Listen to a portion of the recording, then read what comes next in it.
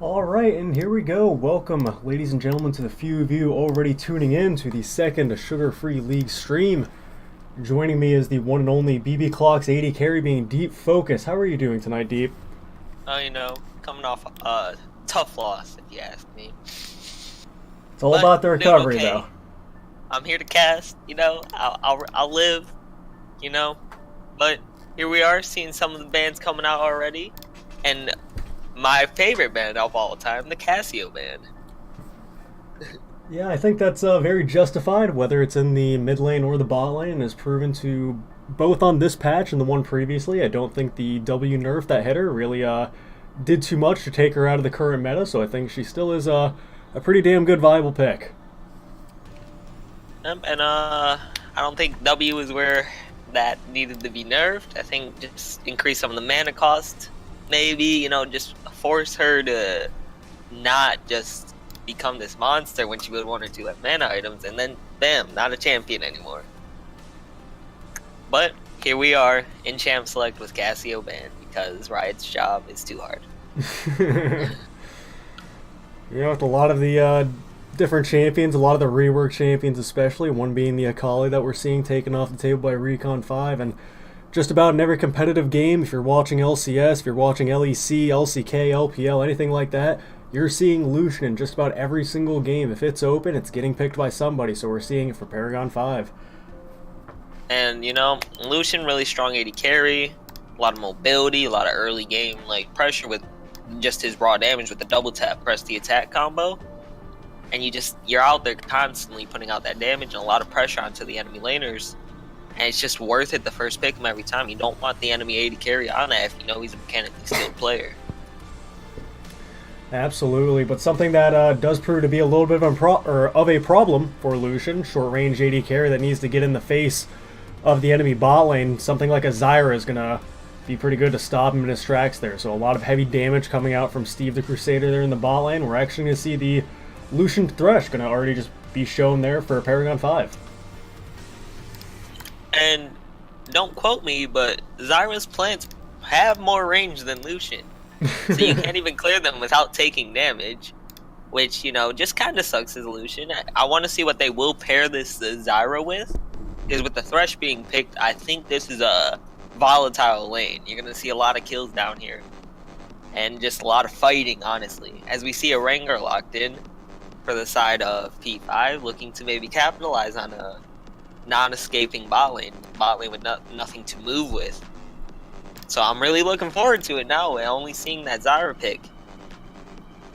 Yeah, you're letting the guy with the Rengar tag have Rengar. I'm not sure if that's the wisest choice. They do think that Titan Xin Zhao is going to be a good answer to it, though. They think that it'll be able to stand toe-to-toe with it, so we'll see how that matchup goes, where they decide to apply that pressure, and might even see some early skirmishing from just those two. And, I really just want to see these bands coming out. I want to see what their thinking's going on here. As we see, my client lagged a little bit. Good job, Riot. An Aatrox fan coming out, looking to give Dodali in the top lane a free lane. Get him through so he can become this mega tank. Ezreal being banned, trying to take away some safety in the bot lane. Make a potential, easy gank for the Rengar. Or even potentially a mid laner, you pick a roaming mid, get some good ganks going in here. Yeah, absolutely. It is nice to see the Sion picked up, though. It's, again, probably one of the only viable top lane tanks that we're going to be seeing in this meta. You're not seeing any of the likes of the Maokai or anything we've seen in the past. We do see things like the Urgot that kind of go that off tank, but still dealing a significant amount of damage on his own. But otherwise, Sion is just really hard to match, just with his scaling percentage health and the just amount of resistances he's able to go with the itemization he decides to opt for. But we actually see Glory with Ezreal and Caitlyn being taken off the table. He says, I'm going to perhaps see if he can lock in a Draven, or instead it's just going to be a Sivir paired with the Zyra. And 500 IQ, P5 gets what they want. They get the escapeless bot lane. The question is how much are they going to be able to punish this bot lane with Rengar ganks and potentially roams from mid lane? And we see the Vlad locked in, looking to pick up some late game scaling on the side of P5, because right now they're hard selling on this Rengar getting ahead And if that doesn't happen, I don't see how they wouldn't have won without picking up some late game, which they did with this Vladimir pick. Yeah, Vladimir, again, whether it's in the mid lane or the top lane, it looks like it is going to go to the top lane for per se QQ over there. It's so very scary if he does get a free farm lane. You know, Sion's not going to really be able to punish the Vladimir. It's just going to be sitting there free farming, you know, getting that Hextech Protobelt and getting all the various items, that being the Rabadon's Death Cap and all the different amount of ability power going to be coming out from not just him up there in the top lane, but from both solo laners, the Paragon 5. Very, very heavy damage sources of ability power, and we do see very heavy damage coming out, as you said, you know, from the Rengar in the jungle, trying to see if they can punish that escapeless bot lane, that being the Sivir and the Zyra. And Lucian Thresh is also just a force to be reckoned with as well. Both of them being short range, though, it is hard for them to utilize what they can, especially versus that Zyra. Maybe not the Sivir so much, but Sivir's able to hold on to her spell shield effectively enough, can negate perhaps the death sentence or even the flay or anything like that, and could make a potential engage of Toxican and Nova to, you know, throw them off their groove a little bit if he's able to spell shield one of those important abilities that are needed to actually get a good engage off. And I do not like the Orianna choosing to keep TP here. I would have much preferred to have seen a cleanse come out, which it does last second. I don't know if that was just a client bug but she does take the cleanse, which is what I wanted to see against the Zoe, because you're able to cleanse that sleepy trouble bubble, take away that, and then it won't do that bonus damage, and you won't have the setup for the Xin Zhao, who's going to be looking for a lot of early ganks onto potentially the Orianna and the Vlad.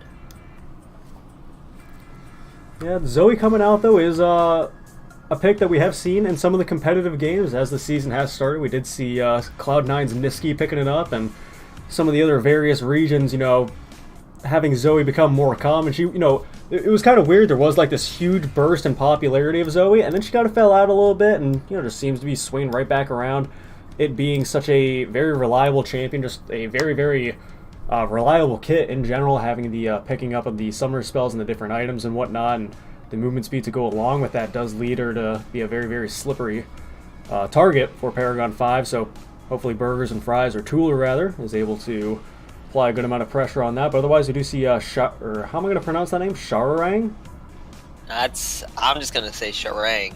Sharang on the Orianna. Yes, that's probably the best we're going to get there. But you know, as you said, you know, I think it was good for him to opt for the cleanse. Does help him the sleepy bubble, the, you know, Zyra snare, or even something like the Sion if he, you know, is having to deal with all the different engage and crowd control that Recon 5 does have. But otherwise, there actually are, you know, 4 targets for Rengar to assassinate. He's not really going to look for Doldily up in that top lane, but I'd say that Xin Zhao, Zoe, Sivir, and Zyra are all potential targets of this Rengar, and I think if he does get rolling, and even just a 2-kill Rengar, you know, with a couple items, is able to just 100-0 and just absolutely blow up squishy targets. So it's something that Paragon 5, or excuse me, Recon 5 rather, so many teams with 5s in their name. Recon 5 do need to keep that in mind. They don't want to get that very fed assassin rolling, but at the same time, they really need to focus the, you know, it doesn't matter if it's Orianna or the Vladimir, both of them scale so very well into the later stages of the game. So if they can punish those whatever way they can with that Xin Zhao, if they can get really aggressive up in their faces, it's probably probably the type of play style we're wanting to see out of Recon 5.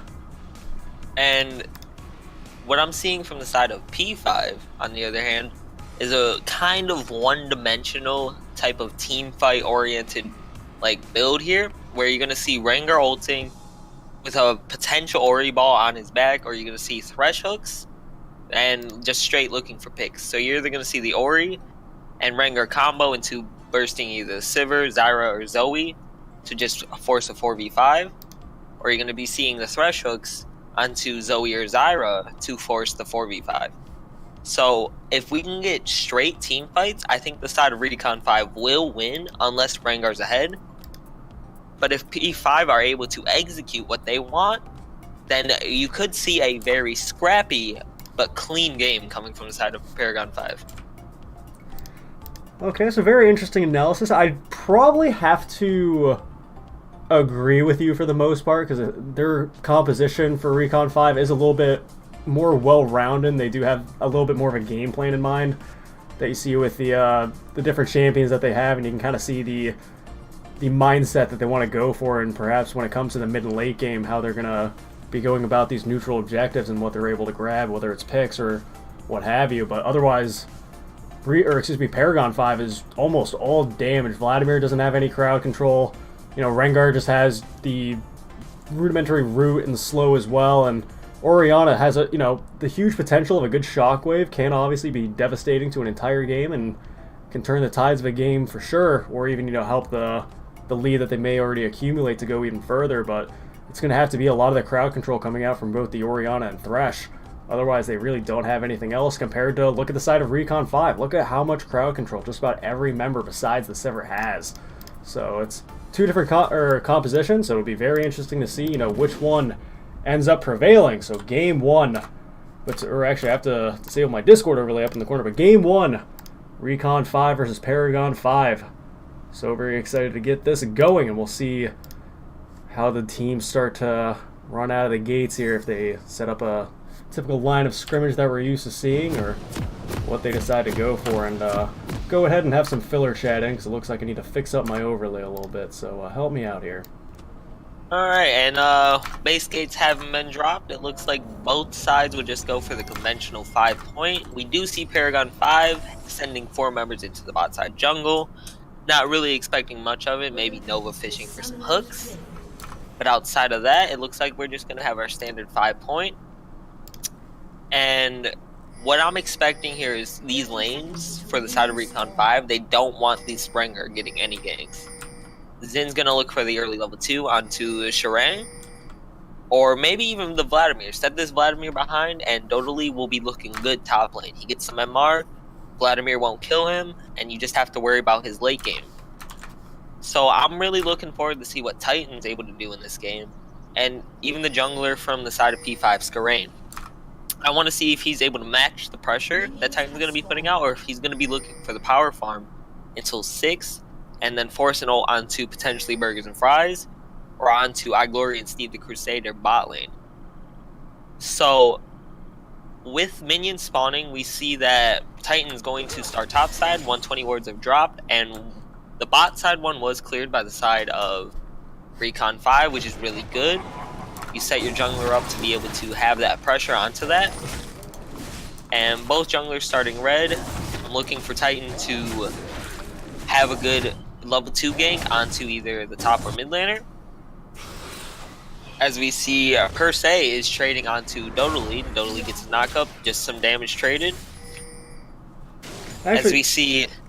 Oh, go ahead, man. No, I was going to say something that I had not noticed in loading screen is that Vladimir had actually opted for the Kleptomancy. So I think him having the advantage of having the ranged matchup versus the melee, and knowing that besides the Scion Q and maybe a slow from the Scion E and some sort of follow-up to Xin Zhao gank, I think he is able to pretty confidently abuse that. So we'll see how that ends up going for him. I'm not sure how popular that is, but we do see the Recon 5 bot lane heading to first and very heavily pushing this wave under the Paragon 5 tower.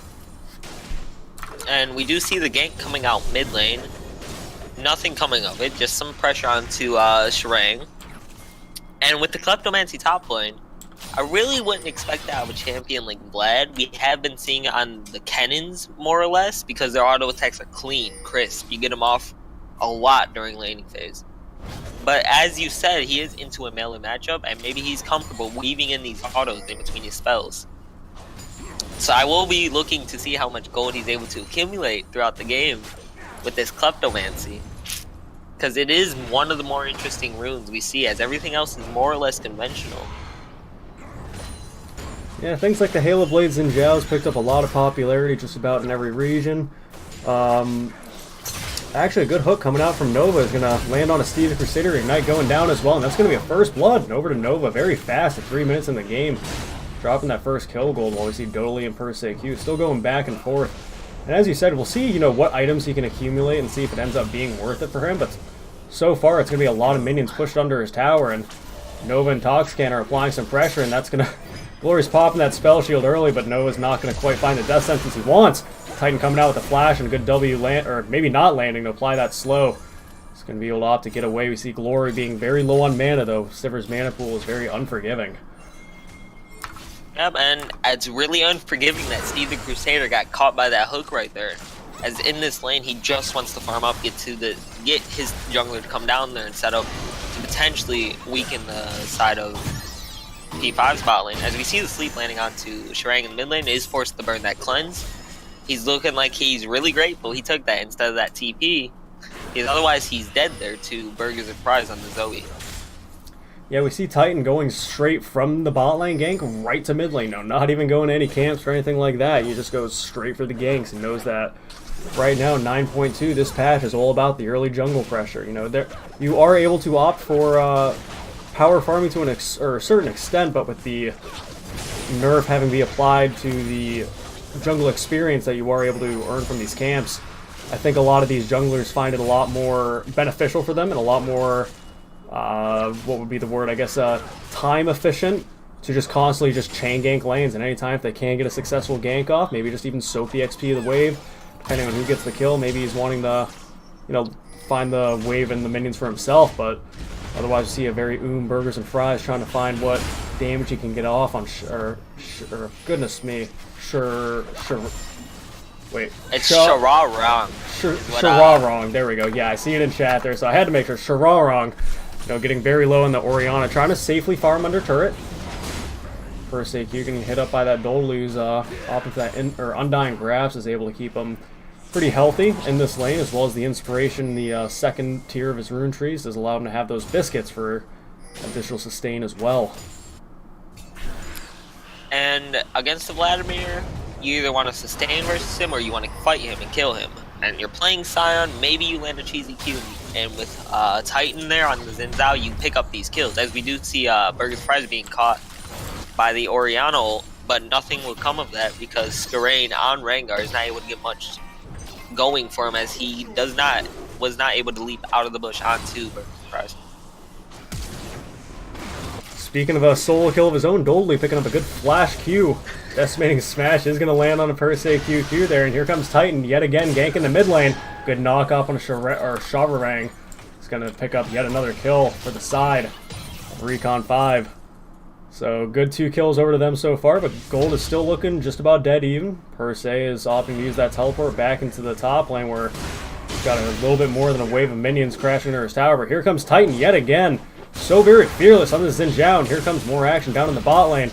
Poke is going to land on Eye Glory, but a good spell shield in response is going to negate any situation that comes of it. And we do see, even though Recon 5 has the early kill lead, that the side of P5 is gaining a gold advantage slowly but surely. And I did check the gold. It is not from the Vladimir. He is even, however, so you could say the Kleptomancy is saving him in this lane. But we do see Glory getting caught out by the play from the Thresh, and nothing else will come of it because the hook does go wide, or short, I guess, onto Steve the Crusader on Zyra. Yeah, Glory was able to negate a lot of that damage coming out from the piercing line, was able to spell shield that successfully, so was able to sustain a little bit easier in this lane. He is a little below half health with no health potions, while Lucian on the other side of the lane has his both Vampiric Scepter finish, as well as tier 1 boots, and an additional health potion for any more sustaining he needs. And here comes Titan yet again ganking, coming up for per se QQ in the top lane. Tries to get what damage off he can to Doldenly, but it's not even suspecting of this gank. Level 5 Xin Zhao is coming. Ult's going down on both the members of Recon 5, but Sion ult is going to be just enough to keep him knocked up, and Titan's going to pick up that kill on per se QQ for his second death of the game. And Dodally said, Titan, come on up, ride the train, and pick up some of this free gold on the way. As they are able to pick up the kill onto a per se QQ, but it looks like the side of P5 will just trade this Windrake and be okay with this. As the gold in the top lane is still even, regardless of these kills that per se QQ is giving up because of this Kleptomancy. He's picking up a lot of gold from this. So I'm wondering if he expected to fall behind, as we see a gank and a beautiful double flash and play going onto the bot lane of Recon 5, as they are able to pick up the kill on the Steve the Crusader. Very, very good lantern coming out from Nova. Does know that he's able to get his Rengar right into the face of Recon 5's bot lane. It's going to result in the second death coming out for Steve the Crusader, as you said. Good flash right in their faces, good double flay. You don't even really need to land a hook at that point. If you get in their faces that well and you can get them to the position you want with that flay. It's going to be at least one guaranteed kill, if not two. Sivir is able to tank up a little bit more of the Lucian damage and the Rengar damage as well, having opted for that early cloth armor, so maybe he's looking to go for a Ninja Tabi as opposed to the Berserker Greaves for the attack speed. Seeing if he goes a little bit more defensive may pay off for him and surviving against the two very heavy damage threats of Paragon 5.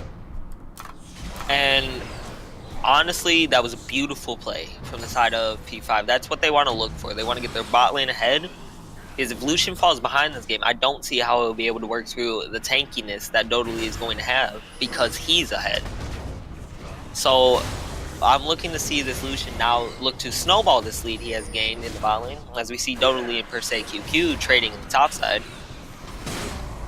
Yeah, trading is one word for it, but for the most part, it does seem like Dodalee has a lot more of a control in this lane compared to per se QQ. He does have the Catalyst of the Eons finish, and as well as that Negatron Cloak to negate a lot of that magic damage coming out from, again, not just him, but also the other solo laner of Paragon 5. And meanwhile, Burgers and Fries looking for a kill of his own. He's not going to be able to land the Sleepy Bubble, but here comes Titan. And different engages going on the top side as well. So much stuff is going on. Skareen is going to jump in with that Rengar. He's going to get knocked out by Titan, but not enough damage is going to be able to finish him off. Burgers and Fries looking very low. Zonia's Hourglass is going to come out, and Nova's not quite going to be able to get the Death Sentence off onto him.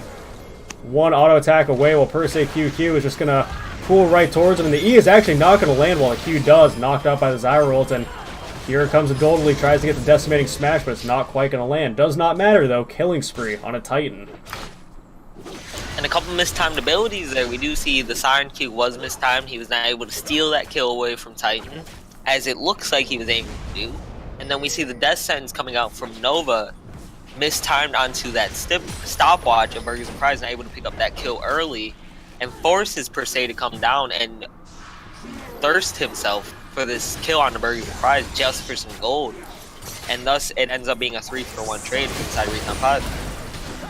Good hook comes out from Nova, but looks like it's not the Death Sentence he wants to find, while Titan turns right around to Skareen and says, hey, I don't care if you're hooking me in, I'll take the fight if you're bringing it to me. So 4 kills already at 11 minutes on the Xin Zhao is very, very scary as they're walking all over the jungle of Paragon 5 so far. Do manage to secure the blue buff.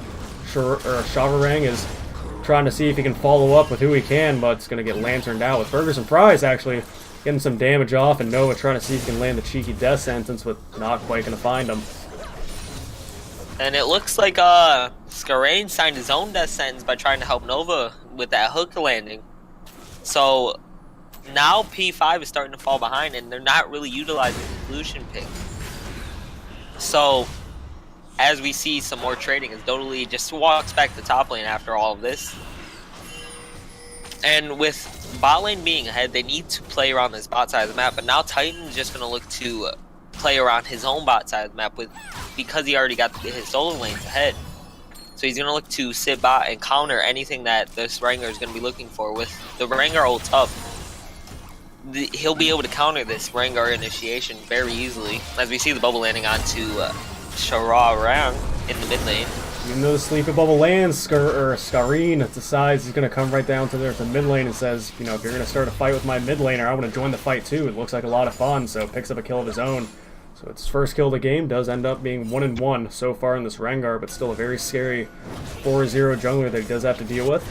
Glory, though, does finish his Ninja Tabi, so it does help negate a lot of that damage from the Lucian double tap autos and whatnot, as well as the Rengar if he decides to jump in on him. Rengar does not have the is it on the hunt, I believe, for his ultimates. It doesn't have that quite yet. We do see Dragon coming out right about now. And this is looking like more of a wet noodle fight the more MR that Dodalee is able to build up in the top lane, and all the healing that per se QQ does have onto himself. As we do see the side of P5 is looking for the Dragon, but Titan is around and will be able to force off Nova and Sprain. And he is unfortunately not able to pick up the kill with the flash coming out from Nova. But this is unfortunate now for P5, because here's Burgers and Fries and Steve the Crusader are able to help Titan pick up the Dragon. As they say, thanks for the leash, this will be my Inferno now. Yeah, no, I don't even think they were pushing him off that Dragon. As soon as Titan was running towards him with that movement speed buff from the Scuttle Crab, I think they were not just being pushed off the Dragon, but running for the hills. Titan showing that he is not afraid to go on just about anyone that's showing for the side of Paragon 5. He's going to engage. He already has his warrior finished.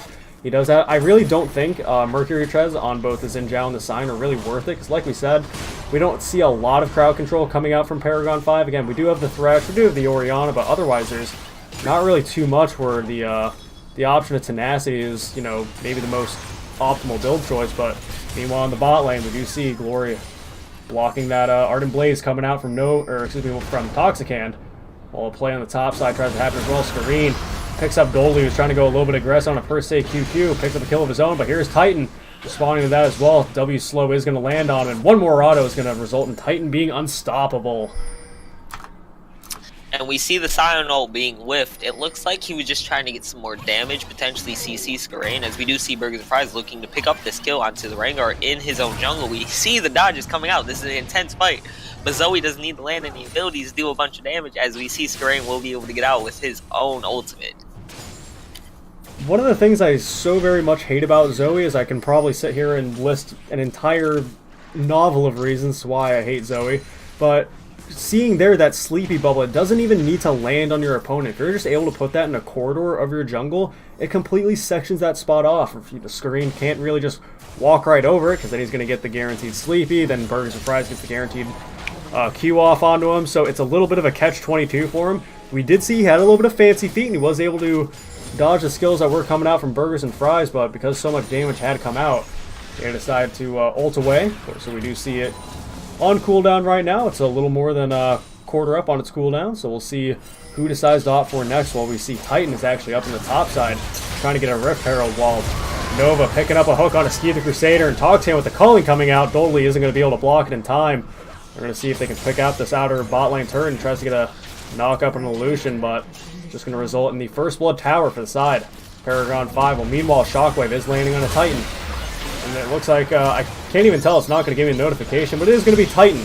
Paragon 5, or excuse me, Recon 5 rather, picking up that Rift Herald, but it is going to cost him his life. A lot of gold shutdown going over to Shawarang on this Orianna. And I think it's honestly more worth it. Even though we did give up the 800 gold shutdown onto Titan right there, they did pick up the first turret gold onto the Sivir and the Scion, thus helping them scale into the late game. And they were able to get the Rift Herald, which they will be able to use to break open potentially the mid lane turret or the top lane outer, as we do see Sivir is heading towards the top side. So they could be looking for a nasty rotation, per se, onto per se, and then just drop the Rift Herald, take one, tier 1 maybe you could push onto the tier 2, but Orianna's wave clear now that she's able to pick up this Luden's Echo is going to be insane. So I am looking forward to see what Titan's able to do with this Rift Herald. I'm looking forward to see how they will play around, for the side of P5, how they will play around the Rift Herald on Titan. Absolutely, and again, I will never pass up the opportunity to complain about Season 9 League of Legends. We do see iGlory, despite not having any kills, any assists, or any deaths, he does have a 450 gold bounty on his head, while Toxican being 201 on the Lucian has a 500 gold bounty of his own. But we do see both the AD carries have their first item finished. We do see the Storm Razor coming out of Glory, while we got the Blade of the Ruin King on Lucian. The Phage completed as well. Meanwhile, Nova sitting in the bush here, looking to see if he can help out per se, while Glory and Steve the Crusader try to push up to this top lane outer turret. And Riot, come on. He's not even that far ahead of him. 15 CS is not... I mean, it's worth 150 gold, as we see Skarain being initiated on by Titan Jungle, but Rengar's healing is insane, as he's able to get the double W off, which allowed him to heal back the full pretty much 2 times in a row. And if I'm Titan, I'm tilted. I just burned my ult. I thought I could kill this guy in his own jungle, and he's just back to full health, going to recall, and help his bot lane out in the top lane. You know what, man? I'm not going to be tilted if I'm Titan in that situation, because you're seeing a lot of that respect coming out. Even though Screen is trying to answer as much as he can in these little skirmishes, it's proving that just about every time he gets engaged with him, he is losing. Meanwhile, a good hook coming out from Nova. Lantern coming out as well to bring Toxian into the fight, and he's going to be able to avoid that Zyra ultimate, not going to get knocked up. But those Zyra plants are going to be very annoying for the culling to deal with, while the bullets are going to be able to take those out, but not the bot lane of Recon 5. But meanwhile, Dragon is live now. We see 3 members of Recon 5 trying to posture towards it while we see both the bot lanes up on the top side while Nova tries to make his way down, knowing that something may happen down on the bot side of the map. And I really don't think that there is much contention that should be created here from the side of P5. As the Dragon does reset, we look for the cheesy Orianna steal, but she is not able to get it as she mistimed. And with Skarane's and Rengar ultimate being down, even though they have the Vladimir here, they have this big threat, and Sion ult's down, I do not think it's worth it to send Skarane in without his ultimate, because he goes in, he dies. They need to just stem this bleeding that they're giving over to the side of Titan. Like, they are ahead in gold, but they're bleeding the Titan. And if they die, they leave this rift get dropped for free, and they start losing turrets. They just start hemorrhaging across the map. So they just need to play it slow, look for picks, and just try to win the game off what their composition is built around. Absolutely. You know, and per se, QQ and Dodally are not shy to these 1v1 skirmishes while, you know, the rest of their teams are off doing important things. You do see the Rift Turtle being spawned by Titan up in that top side, seeing if they can get that outer turret for themselves, while again, both these top laners just going back and forth. But now, per se isn't getting bullied around as much by Dodally anymore, as now he's starting to pick up some items. He does have the Proto Belt finish, he does have the Zoni's Hourglass as well. Meanwhile, Skarane we do see on the hunt, seeing if he can pick off Glory. Here he comes, a lot of damage coming out from him and forcing a flash of his. Still going to mean that Paragon 5 is going to have to lose their top turret for it. And he's just looking for that shutdown gold that is on iGlory right now. Being even shutdown gold with someone that's 2 kills ahead of you feels bad as an AD carry. That just means you're farming well. Come on, Riot, give him a break. As the flash does come out from Nova, is unfortunately not able to land hooks. Is able to land turn Shara Wrong in, and does force Burgers and Fries to flash because of the Ori ulti threat, but is not able to pick up the kill onto Burgers and Fries in the mid lane. Yeah, Nova, as soon as he flash missed that hook, he said, you know what, gosh darn it, if I already expended so much to this, I'm going to at least make you burn your flash, and not having a flash on him is going to end up costing him his life. Second kill going over to Burgers and Fries there, while instantly punishing Nova, going for that super aggressive play there in the mid lane. No, perhaps had he landed it, you know, maybe he would have looked like a god, and, you know, would have been the Pogger play highlight of the SFL, but not quite going to find it. While meanwhile, Dolly tries to find a play of his own. Per se is actually going to flash forward. It's not going to find that last bit of damage that he needs off on that Scion, so totally going to be able to walk away with that Abyssal Mass being able to keep him just enough alive, while Sharang trying to clear what he can in the mid lane. 3 members of Recon 5 are trying to siege this up, while we got the 4th member, Burgers and Fries, making an appearance of his own. We do see the Luden's Echo finished on him, as well as the Seeker's Arm Guard and the stopwatch they need obtained from his room. So it's going to be a pretty early zonies if he's able to pick up a kill right there on the Nova, as he just did. So we're going to see that inner bot lane turret, or excuse me, inner mid lane turret, I should say, going down to Recon 5. So we see 4 turrets to 0. So a good advantage they have right there. They also got a pretty substantial gold lead thus far as well. And Burgers and Fries is more or less looking like Thanos, the way he's just dissolving Nova with these Sleepy Trouble Bubbles and the Paddle Star combos. And with Nova being down right now, they could look for the vision around this Baron. And Dodally does not have his TP. I wonder where he used that. I wonder if it was just to get back to bot lane, defend that turret. But as Titan does go in onto Toxican, Shockwave not quite landing as he does flash away. We saw the Blade of the Ruin King slow coming out from Toxican, seeing if they could pick him up, or pick up the kill from Titan onto that Lucian. You know, he does have the Black Cleaver finish, so he's able to, or not a lot of resistances coming out from Titan, so he's able to shred whatever base resistances that this Xin Zhao does have. So it does force him to get that flash out right to safety. We do see Recon 5's tower there in the mid lane is also being destroyed, so a first tower on the board for Paragon 5.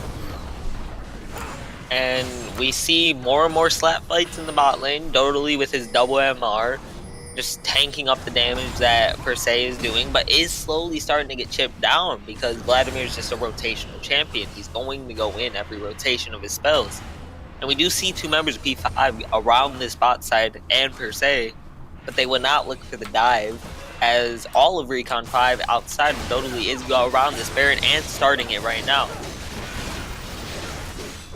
Yeah, well, 3 members are on it, and the Zoe's trying to zone off whoever tries to peek their head into this Baron. We do see it getting pretty low, about to the 5,000 mark. Sleepy Bubble is landing.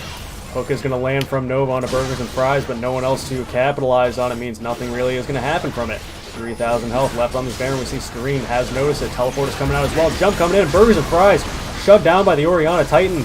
And Gloria trying to focus down this Baron. The smite does come down to secure it for Recon 5, but another hook is going to be found on Eye Glory. Nova doing a good job to find these death sentences. He needs to write that book. So many sentences are landing on the members of Recon 5, mostly being Glory and Steve the Crusader that are having so much trouble dealing with Nova on this Thresh. So we do see a couple, or actually 2 of the members, I should say, on Recon 5 do have that Baron secured. So we will have to see them siege up with their team. They can't really go off and do their own solo missions if they're wanting to use that Baron effectively. Well, meanwhile, Recon 5, or excuse me, Paragon 5, I should say, decides to answer with the Infernal Dragon. I can see it now. All the headlines. Disaster at Baron. As we see the side of P5 are able to pick up 3 kills onto the main carries of Recon 5. And will just have this momentum swing. Even though Baron was picked up from the side of Recon 5, they get the momentum. They're able to pick up all this farm, push in these waves. Luckily for Recon 5, respawn timers are pretty low at this time in the game, so they are able to pick up these 10, 15 minion waves that are crashing into their turrets. So now, as you said, we hope that Dodally will group, Steve the Crusader won't get caught by a hook, and they will push down a lane as 5 because their Scion doesn't have TP, and just look to pick up these turrets now with the Baron buff, as the wave clear is now limited if they group with a Baron buff against the Orianna and the Lucian. Something I had noticed in terms of itemization is that we are seeing the Leandry's Torment coming out from Steve the Crusader as opposed to something along the lines of the Morellonomicon, something that does apply the Grievous Wounds for the rest of his team, as well as the Oblivion Orb getting him a good amount of early magic penetration for what I believe is only 1,500 gold, but getting that percentage health damage will help, especially when it comes to something that's very, very beefy like the Vladimir. Per se QQ looking to see if he can find a kill of his own here up in this top side, but I think it's just going to be a little bit of a back and forth. It looks like they're just going to try to flex on each other a bit, but Dodally does have the advantage of Baron minions, while the rest of his team is up in the top side. And it looks like these top laners just decide never to group, you know? They burn TPs to get these waves, and they just want to fight each other all the time. And I think Recon 5 is banking on that with their item purchases, not building this Executioners into this fed Vlad who's sitting at 3 items, saying, Dodally, you keep them, we don't want them. As they just keep trading, as iGlory does get chunked by the Rengar jumping in, is forced to burn his heal, but Rengar is not able to pick up the kill onto iGlory, which is crucial for their push. Meanwhile, on the boss side, lots of damage coming out from first AQQ, while Dodally accidentally ults into the turret. With the Zonia's Hourglass being able to buy him some time, but taking up that turret and getting that, or not Blast Furnace, I can't remember what the Scion W ability is called, but having that shield to tank up some damage and get that last burst of magic damage is going to be enough to get that shutdown off on the Vladimir. Meanwhile, Nova very much loves landing his death sentences and tries to bring him in with a Lantern, but getting brought too far away from Lantern range, no one's able to come with them, and it's going to end up being a good kill over the side of Recon 5, capitalizing on what may have been a good pick by Paragon, but not quite. We see Burgers and Fries getting very, very cocky, trying to see what cues he can find off onto the members of Recon 5 who are trying so very desperately to defend the siege of Recon 5. While Dodally on his own mission down there in the bot side, getting turrets on his own. You don't need no team. And this was a part of the conversation I had with my team. Actually, it was, if you do an ape play, the enemy will ape out trying to capitalize on that play, as we did see in the bot lane, as per se QQ just dies to the turret because Dodally just runs into it. Honestly, it was a funny interaction to see as Dodally just crashes into the turret, but good on him to be able to pick up that kill, and with his TP then coming up afterwards, Recon 5 is now able to get this push going. And even though Burgers and Fries did get caught out, he was able to flash out and before that Oreo did connect onto him. And Nova pretty much baits his team in by landing the hook onto Burgers and Fries.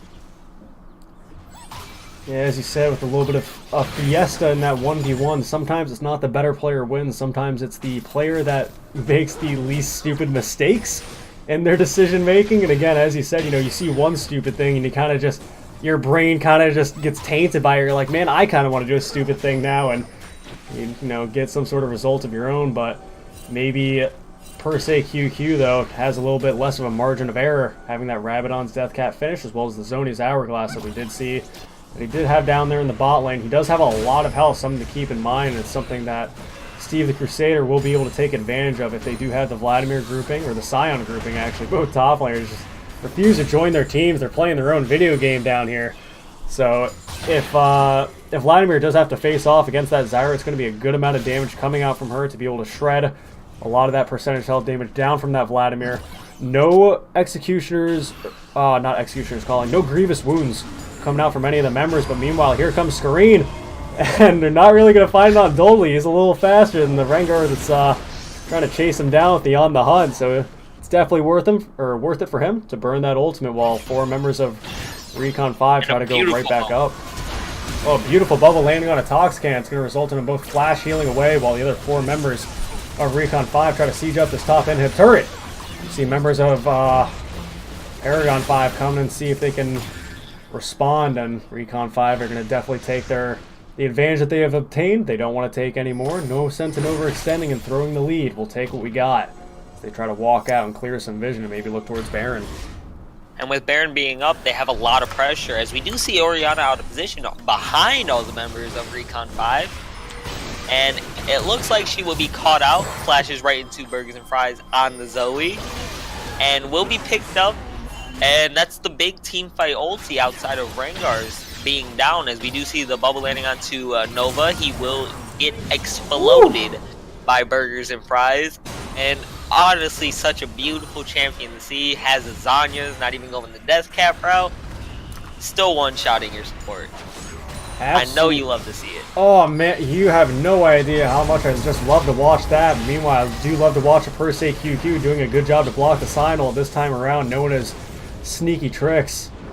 And Dolly trying to see if he can chase down Toxicant while the rest of the members of Recon 5 are doing a good job to secure that Baron Nashor. 5k gold lead for them, as well as the 7 towers to 2, so they're doing a good job to secure the neutral objectives, while Toxicant, while he tries to secure the neutral objective of his own, has to walk around, not quite getting the... You know, sometimes that wall is a little deceptively fat. I understand, you know, you just can't quite get that dash sometimes. I know, man, I've been failing those dashes more and more recently. I just don't want to talk about it. No, I think someone would be lying if they said they had not done that exact thing right there. I think someone would be lying through their teeth, because I've had plenty of situations, it doesn't matter if it's over Wraith Wall, Dragon Wall, Baron Wall, where it could be an absolutely, you know, game-changing play that I could potentially make. And I actually didn't have the music playing this entire game, the end-game music I like to have, so whoops, either way. What was I going to say? So yeah, you know, not landing those very important dashes to get in the correct position, but Titan's in a position of his own. Hail of Blazing Froth and a per se QQ. Well, Vladimir ult is going to come out looking very low, while Nova tries to escort him right back to his base and see if they can get a little bit of a reset going. Was he really trying to escort him though, as the bubble does land? Unfortunately, Burgers and Fries did let the Q time out, as he will be caught out by the hook. As we do see Skareen going in on Titan, is able to pick up the kill. Dodally is TPing in the 5. He says, I really want out of here. Will probably Sirenal. Nope, it looks like he'll just be able to walk out as a very tanky boy. I was about to say, he doesn't want to walk out. He wants to walk back in. Another death sentence landing from Nova, who managed to land a very good death sentence on the Burgers and Fries that allowed Oldest to start, and another one coming out. Having nearly max percent cooldown reductions allows your, you know, death sentence to be on a nearly 4-second cooldown. Very aggressive flash coming out to see if he can pick up the kill on the Zyra, but that's going to be a Vladimir falling to Zyra, the support of Recon 5. But meanwhile, Glory looking for a very aggressive play of his own. Oh my goodness, so much damage coming out from both Toxicant and Skareen. I don't think he anticipated. He's like, oh, you know, I'll be so very cheeky. I'll see if I can, you know, block this guy's spell and I'll be able to pick up a free kill. And meanwhile, Rengar jumps right out of the bushes. What do you think you're doing, buddy? And that's going to be a very dead simmer for Recon 5. And And I just wanted to see the pause pop up as the Rengar's jumping out of the bush. At this moment, he knew he fucked up. Yeah, just a little bit of a to be continued as we had the perfect pause screen at that moment, knowing your certain death in that moment as being an AD carry. As soon as, Rengar doesn't even have like a super substantial amount of gold. We see we actually see the Recon 5 Titan with being 6-3-3 on Xin Zhao. He does have about 13,000 gold in comparison to Skareen on this Rengar, who, even though he's 3-1-7 and applying a good amount of pressure, having 10 kills out of the 15, he only has about 11,000, so a little bit of a gold difference there. But even despite that, all he needs is that Duskblade and that Youmuu's, and it's just going to end up in any squishy that he jumps on being absolutely blown up, as we saw. And honestly, a really chaotic game. I feel like the side of Recon 5 did not need to fight that after they lost Burgers and Fries, Titan. They just walk out, maybe Signal out, you're safe to do that. But Dodally only knows in unless there's 5 on his face, but there was right there, so it really makes you consider what they were thinking. They probably thought, this Silver's fed, we can just fight this. But little did they know, this Lucian's also fed. He will be doing damage. And your Sion only has 1 armor item. He's building Titanic Hydra. 5th item into the game. He won't be as tanky towards this Lucian as he thinks he will be. Yeah, we do see Burgers and Fries landing a good sleepy bubble in the bush that they didn't have any vision in, but for say QQ, a lot of damage is going to come out from him while Cooler tries to buy some time with the Zoni's Hourglass, but it's not quite going to be enough. Good flash coming out from nowhere to block that Dodally Sion ult. It's going to allow Toxic to be unstoppable. With the 5 members of Paragon 5 now looking to see if they can get a little bit of a lead of their own. They're starting to come back from that gold deficiency that they had been down a little bit. They do have the 2 Cloud Dragons. It is so very scary for them to have. Doesn't matter if it's the Rengar or even something like the Vladimir. It so very much benefits them to have extra movement speed to catch up and get his spell cycles off, as you had mentioned earlier.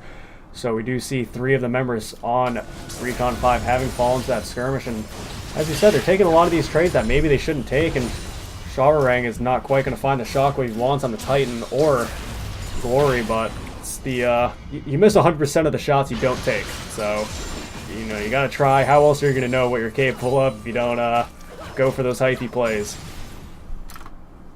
I think if he lands that ult, the Spell Shield just tanks it. It's really a high variance ult, as LS would say, where you just expect the Silver, not the Spell Shield, because you shouldn't be going for that ult.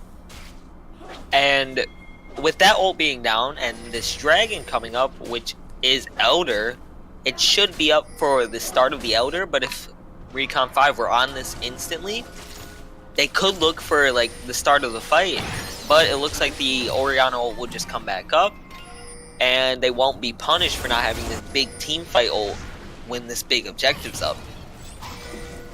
It was pretty cute there when Orianna got sleepy bubbled. It was right as she was doing like her little twirl as she gives herself the shield. So that was actually pretty cute. I like that. Interesting thing to be into, but Clockwork is your. I mean, I'm talking mechanic, in a totally platonic sense. I don't know. I'm sure certain websites would very much love to help me with such a fetish, but fetish of his own, Skareen just very much loves killing a lot of these squishy members of Recon 5. That Zyra getting absolutely blown up, being abandoned by the rest of his team, but as the rest of Recon 5 decided Paragon 5 is going to pick up that Elder Dragon, we're going to pick up this mid inhib and maybe even the top inhib as well. So Burgers and Fries is on recalls right now, and 2 members are able to get back, but the Lucian and the Rengar are not. And this wasn't communicated too well between the members of Recon 5, as they do just immediately back out after these inhibitors. I feel they do win that 3v3 versus the Thresh, the Vlad, and the Orianna without ult. But it looks like they will be on mission evac as they try to get everybody out as quickly as possible. Yeah, that little trade that we saw there, that being the Elder Dragon for the 2 inhibs, as long as Recon 5 wait out the Elder Dragon, because it's not as long as a buff, or not as long duration of a buff as something along the lines of Baron. So if you wait that out, if you're not going to engage a fight in these moments where they have a massive amount of true damage and just the bonus amplified buffs that they do have from both the 2 Clouds and the Infernal Dragon, if you try to go into a fight head first without making a proper pick ahead of time, it could be a not the fight you want to look for. It could end up completely throwing the lead that you had just obtained. But the gold looking very close, despite it being 19 kills to 15. It's only about a 700 gold lead in favor of Recon 5 thus far. So we see who's going to try to walk towards this Baron. Neither team has an Earth Dragon, but here comes Screen yet again. Who's he going to look for? So very scary, so very fast. But a lot of the members of Recon 5 are going to use the buddy system, hold each other's hands, and knowing that if they stick together, you know, you can't take them all out. And with the Rengar ult soon the timeout, as it does right now, Recon 5 should start the pressure up as Dodally does reach the inhibitor turret bot lane. Someone has to come back to match him. But Recon 5 is really scared of this area because Rengar could just be waiting in any bush for a carry to walk up. As we see, Dodally was able to chunk out this turret severely as it's at about 20% HP. And with Per Se going in on him, he's not going to be able to TP into this fight. With Rengar ult being down, is pretty detrimental if the side of Recon 5 were to choose to go for Baron. Yeah, Per Se is able to do a lot of damage now, not just having those very big ability power items such as the Rabadon's Death Cap, but also having a lot of flat magic penetration, both from the Void Staff as well as the Oblivion Orb that we may see turn into a Morello Nomicon, so that'll help when it comes to the healing of both Dodally and Titan, and maybe Eye Glory as well, as AD carries start to... Or I guess Lucian has had a sustained item for a while, and Eye Glory has as well with his Mercurial Scimitar. And I think a lot of times, and it very much bugs me that I can't check the runes, but we are seeing a lot of AD carries in the current meta opting for Domination second, especially if you are taking the Precision in the primary tree and taking that Fleet Footwork. If you do take the Taste of Blood and the Ravenous Hunter, it just leaves you to have so much more sustain, as well as Bloodline and the Precision tree just, you know, get so much lifesteal without even having to purchase any lifesteal. But looking to steal some life of his own, Skareen ulting yet again on the hunt to see who he can find, but Recon 5 doing a good job of sticking all together and seeing if they can maybe just find a sleepy bubble with the Zoe instead of trying to find a fight head on. And Glory looking to go very forward, or Shawarang. A lot of damage coming out from that Sivir, going to be a good kill, but kill over on his own. Per Se Q2 is going to be so very devastating, so much damage.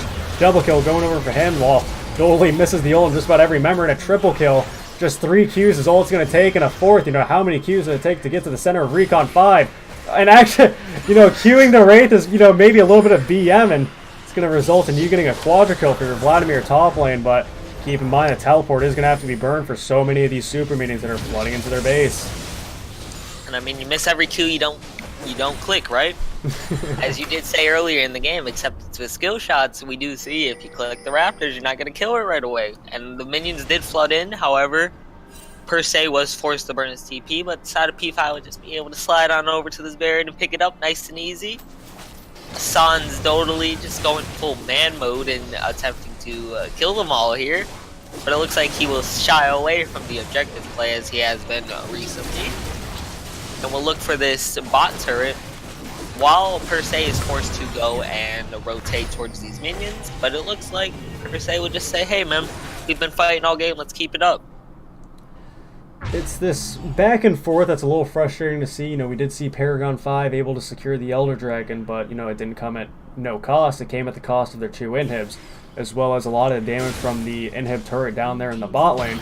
So for them to take that trade, you know, that's one thing, but for them to be able to take a Baron buff completely uncontested, and they were down, you know, what was it, about 700 to about 1,000 gold in favor of Recon 5, is now a gold lead in favor of Paragon 5. Not just by 700 or 1,000 gold, not even 2,000 gold. It's looking closer to about 4,000 gold in favor of Paragon 5. So they're doing a good job to pick this game back up. Even though Titan was able to apply a lot of the pressure on this Xin, it's not able to make the plays that he was able to so very easily early on. Does have the Trinity Force and does have the survivability of both the Maw of the Malmortius and the Steric Gauge, but is it going to be enough for him to be able to sit on the front line and allow him to DPS on his own, as well as letting the DPS of his back line do a lot of damage as well? See the Sleepy Bubble coming out from Vladimir, but it's not going to be too much damage despite Vlad not having any MR, just pure health. He's still going to be able to tank up a lot of that Zoe damage. And those passives don't stack, but as an AD carry player, I understand why you wouldn't know that. Is that a little bit of flame? It may or may not be. Okay, it's up to interpretation, I understand, but it's really an inefficient use of gold, as Berg's Prize is able to get out with the Blast Cone, or maybe Rengar autoed the Blast Cone. I really didn't see what happened there, but if Burgers did, that's really well played. If Rengar did, that's really poorly played. Once again, up for interpretation. As we see Per Se caught out, Vladimir pulls half health Titan off his E. The ult is ticking down. He will get a big heal, but will go down to Titan as the rest of Recon 5 are looking to pick up this Elder Dragon. As they do with the double ult coming out to Steve the Crusader and iGlory. The Ignite is ticking down. Will pick up iGlory as Dodali is just on doing his own thing versus 3 members of P5 and will get bursted down as this full tank. Oh my goodness, Orianna damage is so very ridiculous. We saw a beautiful shockwave coming out from Shavarang, landing on the squishy members of Recon 5 and dealing so much damage. Having not even a Rabadon's Death Cap, having only the Morello Nomicon and the Luden's Echo. Void Staff does help having a lot of that magic penetration, but so much damage coming out from both the mid laner as well as all the members of Paragon 5 as 4 members of Recon 5 are down while they try to flood into their base. And this may be C'est La Vie as we see if they can push to the final end. And yeah, I see you're very fluent on your core. You're saying stuff that even I can't understand. Maybe that's just why you're higher ranked than me. You know, that's how it is sometimes. As it's very unfortunate that it looks like P5 will pick up the win here. Look to maybe sit down Coyote, who did pick up the win versus Lane Zero Blizzard. Get some of this pressure back onto him, saying maybe P5 is a good team. We want to be a good team in this league, and we will be going for your heads. Yeah, no, that was a very, from what seemed to be almost a guaranteed Recon 5 victory, it ended up being a very good turnaround. It is the devastating damage, coming out from not just the Orianna, but from the Vladimir as well, and Orianna being so very, not just damage-oriented as well, but having a lot of that utility, the shockwave, to be able to set up not just the damage being dealt onto those carries that are being hit by it, but to, reposition them to allow them to be in a better position for not just for her, but for the rest of her team. And it's for reasons like that why Orianna is, considered the 6-time world champion of just about any world championship series we see in League of Legends. Orianna is one of the highly contested picks of the mid lane. So it's, she is holding the belt up pretty high on that one. So very good first game by them. And I think we'll have to... I got a normal invite. I thought that was going to be the custom invite I was looking for, but that is not... that is not quite the game I'm looking for. So I think we'll have to set this up. I didn't look at the charts, even though I looked at the scores there for a moment. I was just so very worried about getting this Game 2 set up that I had forgotten. So do you still have that up by any chance?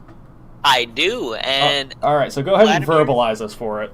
Vladimir did insane damage, doing around 49,000 damage. 44,000, my bad. And the side of Recon 5, they did 26,000 damage onto the Zoe, the Scion, and the Zyra.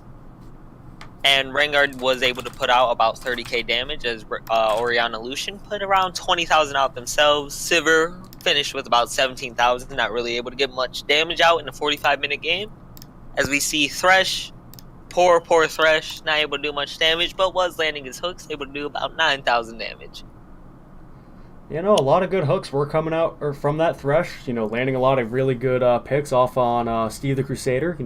Despite Zyra being such a very popular pick down there in the bot lane, is able to deal a lot of pressure and a lot of different damage. If you have something like a Blitzcrank or like a Thresh that is able to capitalize so very easy on a no-escape mage, then, it's going to be very detrimental for the, for the side that does have that immobile mage.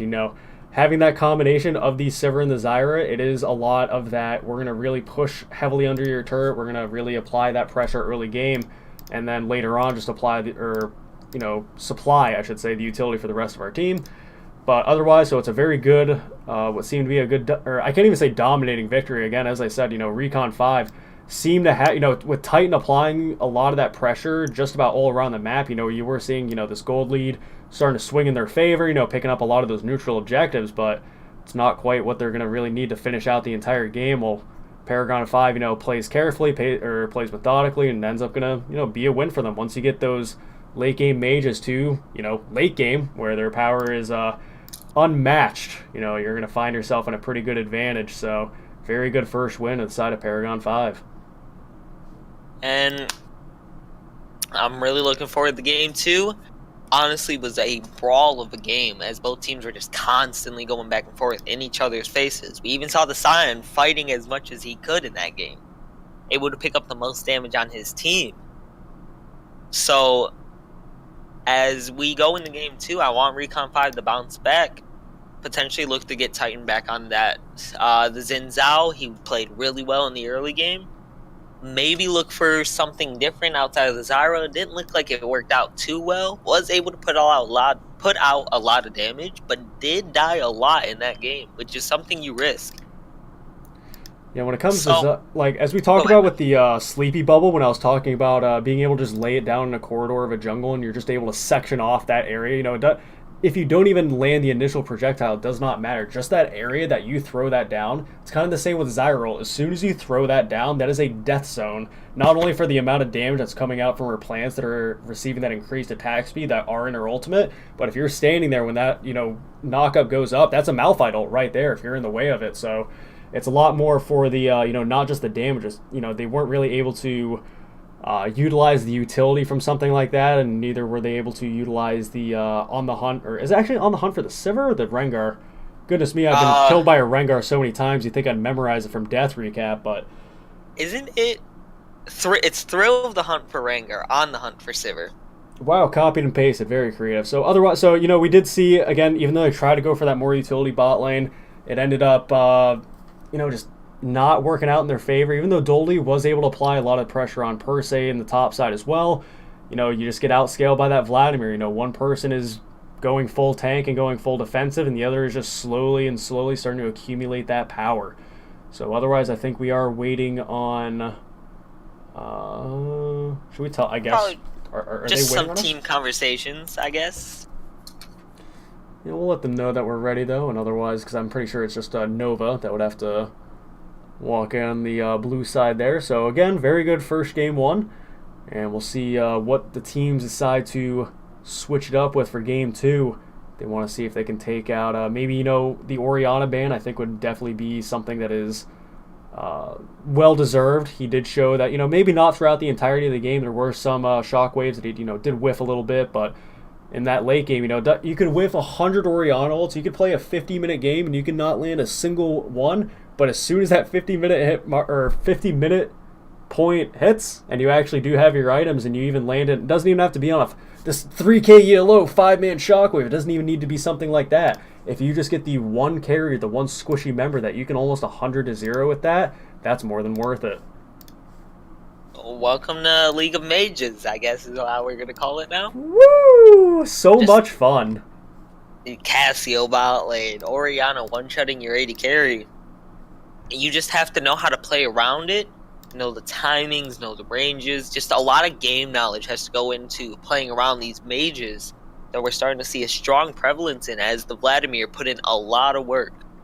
As the Orianna, as you said, put in a lot of work. Sure, she missed a couple ults, but the ones she landed were massive, picking up 2, 3, 4 people at a time. And Recon 5 should look to ban that, or they should look to take it. I do not think the side of P5 will pick up the first pick Orianna. And I do want Recon 5 to get that on the Tooler. He's a very proficient Orianna player, if you ask me, as I have played with him. So I am looking forward to how they will play around that Orianna, as it looks like it could be a priority pick within the series. Yeah, we'll see if it does go over to, you know, the side of Paragon 5 again, but we could even see Tooler, you know, picking it up for himself. As far as I know, Tooler's mid lane pool is still pretty deep, and I think just about any mage, I think he's decently well versed enough in if they want to, you know, prioritize enough to take it away from Paragon 5. Oh, they messed this up. Oh, they messed the order up, didn't they? Yep. Let's see. So they need Skareen in the jungle. I see. You know, it's so very silly that, you know, after how long this game has been out, that they can't simply, you know, just drag themselves and swap the order. The fact that you have to go, you know, okay, you go to spectator, you join, now you go to spectator, you join. Like, it's so very silly to have to deal with. I almost feel bad for the players that, you know, being in this situation of dealing with draft pick scrims and, SFL matches and whatnot. I know the pain. It's just, again, it's not even like it's a huge deal. It's not like it takes a lot of time. It's just a piss off, to be completely honest. Shrang needs to drop. This is more intense than the games. Oh, okay, he did it. He did it. I think they got it now. No, not quite. So we need Nova to go over. We got Shara Rang is going to be in the mid lane. Toxcan, no. Okay, so perfect. I think we got everything. Goodness gracious, that is just so much more effort than it really needed to be. But I believe as long as as long as everybody's good here, I think we're actually going to get this game too started sooner rather than later. So unless they're, sometimes they do need to have a little bit of a chat. Sometimes have a little bit of a breather. Sometimes if you are on the losing side of things in a series, you need to make sure that you are able to reset those mentals, that you're not going to bring the hardships that may have been in that previous game with you into this next game. So need to make sure that they have a cool, calm, collected head and see what they can bring out for this game 2. And it looks like we are finally going in the champs. Like, we had some order issues. We had some spectating, people were stuck in spectate. But here we are, we're seeing the bans come out, as Sejuani is the first ban from the side of P5. Recon 5 will follow that with the Akali ban. And we will look to see how the rest of this champ select will play out. Yeah, I'm really not wanting any team at this point to have Orianna, but if you leave Orianna open, if you take Orianna off the table through either of the bans, you're leaving so many different things open. And I think there's a lot more scary picks, such as the Cassiopeia being banned by Paragon 5 right there, that definitely need to be higher prioritized when it comes to the banning phase. I don't think, it doesn't. As I said before, it doesn't matter where it goes on the map or which team gets it. It's just such a very devastating champion and it applies such an impact, whether it's with the damage that you're able to apply in lane or the zoning from both the ultimate and the W from Cassiopeia. But I guess per se QQ was enough of a thorn in the side of Recon 5 to force a Vladimir ban. I would say he was more than a thorn, doing more than double the damage of anybody on the side of Recon 5. Dodally was the next closest to him at 29k. So I think that was the crux for Recon 5, really, was just not being able to stop this Vladimir. Sure, they ganked him early, but with that Klepto, he's consistently picking up gold, and it was honestly a well ran rune by the side of per se QQ. Absolutely. We're seeing Tooler's Victor taken away. They're not going to be willing to give that to him. And straight off the bat, they say, Steve, we don't want you on Zyra exactly, and we don't want them to have it, so we're going to offer one of our 3 bans to take Zyra off the table. Maybe they were just afraid of his Zyra just being a magnet.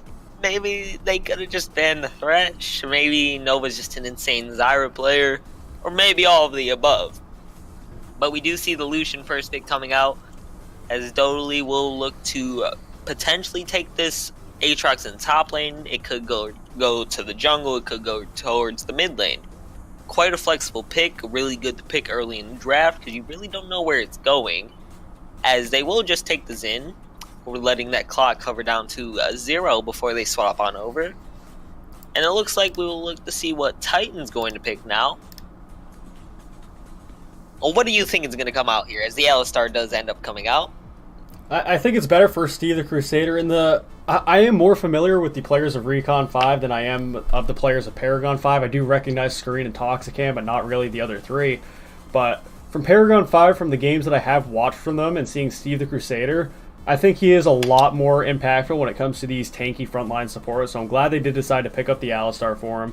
While otherwise we see Screen actually seeing if they can pick up the Gragas jungle, seeing if he can match up with the Xin Zhao that, again, Titan was able to apply actually that may even be a Shararang Gragas mid, as we see a Ignite and Smite, leading to believe that there's going to be a Shaco in the jungle for Paragon 5 this time around. And we do see the Shaco coming out, and Screen, I hear, is a really good Shaco player, from my sources in my ear, I have seen him play it before. It is something he's very comfortable on. And with the Ezreal being locked in, quite a safe pick. Not really looking to die. I do want to see where this Gragas is going to go now. Could it go mid lane, support, top lane? it's really what you're depending on the Scraggis to do, whether you expect the full burst AP build or you expect this tankier, just disruption build coming out from the Scraggis. It's pretty smart to do that in the first pick of draft as well, because it leads Recon 5 to, just be as clueless as us. They really don't know where it's going to go unless you have done that extensive research into all 5 of the individual players. And, maybe if you can see if one of them you're like, oh yeah, this guy has like 20 games of Gragas, it's going to be thrown on mid lane or something like that. But not knowing that, if you don't have that insider info, as you said, it could be going just about anywhere. The 80 carry meta right now that, we're seeing a lot in competitive, if you're seeing that Lucian, probably the only things that are going to be answer to it are the Ezreal that I really don't. I've said it. I very much love both Lucian and Ezreal. I played so much of both the champions. I played Lucian versus Ezreal. I played Ezreal versus Lucian. Every other matchup in between. And I really feel like Ezreal is just at such a heavy disadvantage when it comes to facing off against Lucian. And it's just, Lucian is just such a very scary threat that is able to punish that Ezreal a lot more. Even if the Ezreal is able to get his Iceborne Gauntlet, it's pretty easily negated by the Black Cleaver that Lucian does manage to pick up pretty early on in that second item. But we're seeing per se QQ, even though he was maybe having a little bit of trouble facing off against Doldley on the Scion early on in the laning phase. He's like, that looked pretty fun. It looks like I'll do it myself and maybe not ult into a tower, while Doldley decides to have that first pick before that Scion was shown being the Urgot, while we see the last pick of Paragon 5 being the Galio in the mid lane. So it looks like this Gragas will be coming support unless we see some cheesy Scion support. Most likely not going to happen, as you want gold onto your Scion more or less. So you will probably see the Scion go top and this Gragas support coming out. As we do see Tuller picking up the Rise, a very comfortable pick for Tuller in the mid lane. One of his best champions, and one of his favorite champions, to say the least. He loves Rise. At least in competitive. He won't play it in solo queue because Rise sucks in solo queue, unluckily. But in competitive, Rise is just a strong pick. Has really fallen out of the meta recently. You see it more top lane now, as you're able to bully out these tankier top laners. You just room prison to the auto attacks. But in the Galio, it's something you could see with the Ignite being ran on Tuller too. You just start room prison, just auto attack them down, because you're ranged in the melee. As we do see, Tuller does go to cleanse, taking the more weak way out, if you ask me. We see the TP from iGlory on the Ezreal, just looking to farm out, not really going to fight in this lane. We'll look the TP, potentially on his tier recall, get back the lane, not really lose much threat. Looking at these team comps right now, despite, again, I do have the bias towards the Lucian because I think his just ability and impact in these games is going to be a lot stronger than the Ezreal. Unless the Ezreal is able to pop off, but having something like the Alistar, it's not really enabling you to get a lead early on in the lane. It's mostly for, your mid to late game team fights. It's allowing you to, knock up and crowd control all the different problematic players. That Paragon 5 is going to face out against this Recon 5 squad. And if you do have, the constant knock up and the constant stun coming out from the Alistar for the Xin Zhao and the Rise and the Urgot as well, and obviously the Ezreal is always going to be there with his boys as well, but it's not really going to allow him to get any sort of early lead. And I think when it comes to, if it's just going to be a neck and neck race with Ezreal Lucian, if they're both just evenly farming, as I said, I think Lucian is just going to be so very much more stronger. He's going to have that Blade of the Ruin King to help him shred against that Urgot, as well as the Black Cleaver if Ezreal does decide to go for the Iceborne Gauntlet as opposed to the Trinity Force. The only thing that's kind of throwing me off, is probably the elephant in the room, the Gragas support. That, anytime I do see some sort of niche pick here in the SFL, I don't like to shit on it until I've actually watched it for a few minutes in the game, because for all I know, this guy could be, so well versed at Gragas that he ends up, 1v2ing in the bot lane here and just absolutely sending them into a guaranteed lead of their own here for Paragon 5. And it does allow them to have a lot of disengage if they're scared of, the Alistar, the WQ combo coming in to constantly start fights. If they're wanting to, explosive cask away the Xin Zhao, that Titan has shown that anytime he thinks he can find a killer or even just jump onto somebody to even harass him a little bit, he's going to do so. So having that disengage from the body slam, and the explosive cast does help to negate some of those things that Recon 5 might try to capitalize on, but having that Urgot in the top lane, so very scary. Even having something so very tanky like the Scion, having the true damage execute does make that a little bit problematic for both Scion and Galio as well, even though Galio is going to be on a lot more of that very heavy damage reliant build as opposed to tank that we had seen in the past. He still manages to get pretty healthy and can get taken out pretty easily by that Urgot. So we'll see what Tuller can do on the Rise as well. Hopefully we can see some good usages of his ult to be able to move his team around and see if they can make different plays and all else that you can show through the mastery of Rise.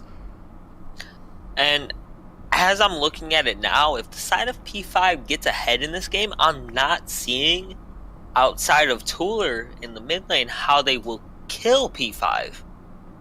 They just don't have as much damage as they would like.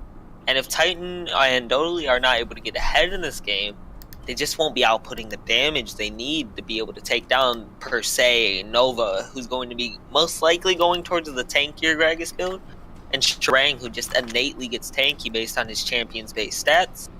They won't have as much damage as they would like, especially with the Ezreal pick, to do damage to this Scion and this Gragas in the later stages of the game. I do very much, you know, as just about anyone that has played with me, I do love Ezreal, and I think that in just about any comp and going against any comp, yeah, sure, on paper, like if you put the little air quotes, sure, it can always work, right? But I think it is so much more beneficial to play Ezreal when you have a lot of heavy poke and sort of siege to be able to synergize well with the Qs that he's able to throw. I always like going for Trinity Force more when I'm able to, if I'm not going against, you know, some sort of full AD composition and a plethora of assassins that, you know, would be able to blow me up. If I'm not facing against something like that, I think Trinity Force brings out so much more damage onto the Ezreal and can actually turn him into a potential solo carry. But I think if you are going to do that, and that is your plan, you need to pick that into a composition where it's almost all squishies on the enemy team. But as you said, it's going to be so very hard to kill the Scion, to kill this Galio, and to even, depending how tanky that the Spell Thieves Gragas support gets here, you know, it may be even problematic to kill him as well, depending on how offensive or defensive he goes.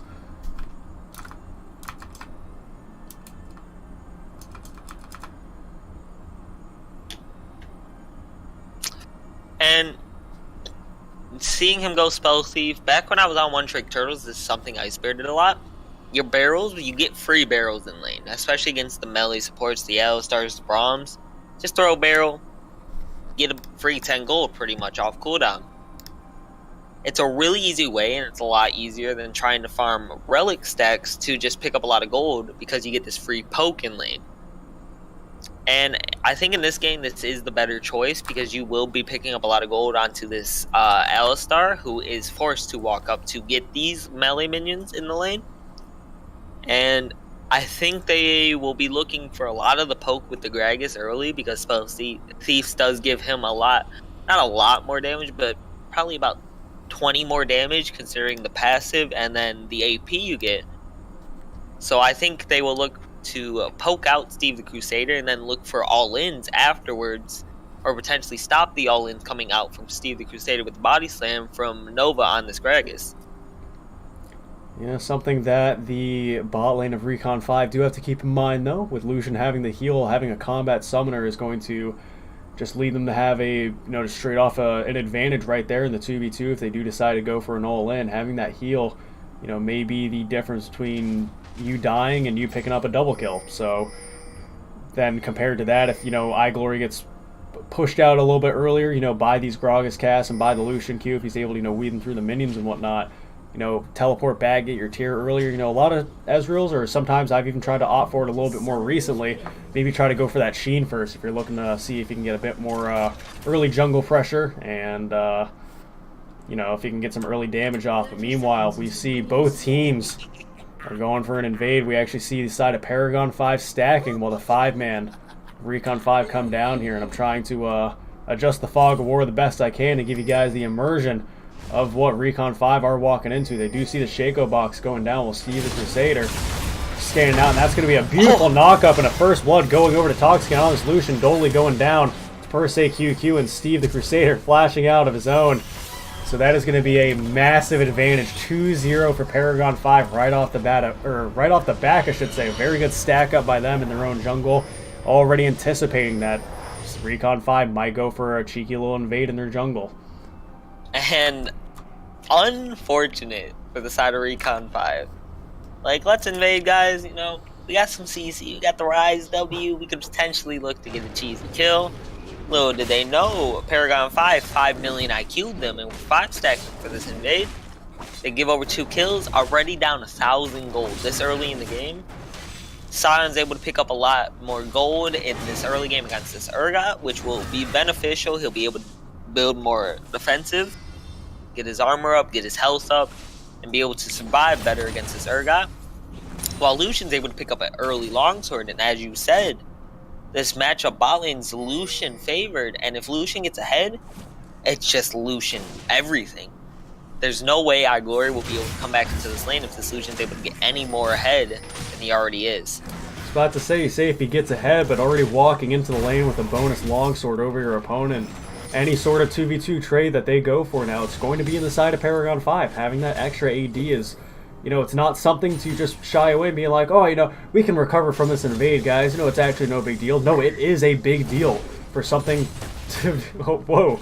I'm sorry. Nova and Steve the Crusader both on these, both fat champions that are looking to get in each other's faces here. And speaking of getting in each other's faces, Doldley getting a lot of damage off onto per se Q here. Per se QQ on this Sion on the top lane. Both of them going to opt to use a lot of their corrupting potion stacks to see if they can sustain in lane, but we do notice that Titan is on the Gromp in the blue side jungle of Recon, or excuse me, of Paragon 5. Goodness, I keep getting them mixed up. So after he goes to Wolves, you may see him walk top side, or what he decides to do after that.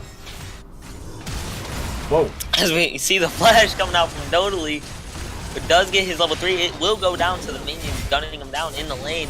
Really unfortunate that he decided to go for that all-in right there, as there was a fat minion wave for per se QQ in the top lane. But it looks like Titan will be looking for the counter kill onto per se QQ in the top lane. Isn't able to land his W, but we do see the TP actually coming in from Galio, trying to defend his boy, so Titan's going to just decide to back off of that, clear the vision of the early vision ward that is down there in the river. And you know, sometimes when you're watching fights like that up there in the top lane, when you just watch a Doldley just randomly, like, flash right into Sion's face, you know, that's the only reaction you can have, just like, whoa, you know, what's going on in this guy's mind? So there may be a little bit of a tilt factor going on, maybe the mental fortitude from that early invade, because you had to notice as well, at the end of that invade, there was actually just a flat 1k gold lead on the side of Paragon 5, and now that gold lead is just increasing ever so slightly. So if they are able to keep this lead going, you know, they can maybe take it and run with it. And I think there was honestly a tilt factor included, as or maybe he just underestimated his damage, but the Sion was already level 3, as we did see, and he just hit level 3 mid-wave during that fight. So it was really unfortunate, as we do see he is getting ganked topside, but it looks like nothing will come of it, as he does manage to stay alive. And now without Flash, he really has to be scared that the Shaco is just going to invis pop up behind him and just kill him, as he does have a wave shoving out into per se QQ in the top lane with Shaco hovering around. Yeah, it was very nice of you to point out as well during that engage that Doldley was trying to get a little aggressive on that Sion in the top lane. You cannot fight in minions, especially with one of the more recent patches, them having buffed a lot of the damage that minions are able to do. You're pretty much fighting an entirely separate champion if you are fighting in a minion wave, but here comes a fight of his own. Per se is able to land a good slow and a knock-up there on Doldley. Doldley's going to try to dash away, dealing what damage he can with the W there and trying to get the slow off. He's going to be a little below half health, so a pretty successful gank from Skareen if his entire purpose was just to get him low and force him to pop these corrupting potion doses to get that sustain back in lane, while a Bramble Vest Sion, per se QQ, having that to reduce the healing that is going to be coming out from Doldley, who, again, does have the unsealed spellbook, so he may be able to utilize that in the form of, you know, Ghost or Ignite if he's trying to go for an even more hypey kill to get that extra true damage off onto the Sion, but otherwise 2-0, 0-2, and A lot of damage coming out from a Scion that is, you know, full health and not really taking any damage in return when he's going for these trades up here in the top lane. And if you're totally in this lane, it really gets bad from here on out. As this Scion would just keep getting tankier and will be able just to eat your damage. He said, this is my damage. Now I'm going to hold on to this. Thanks, man.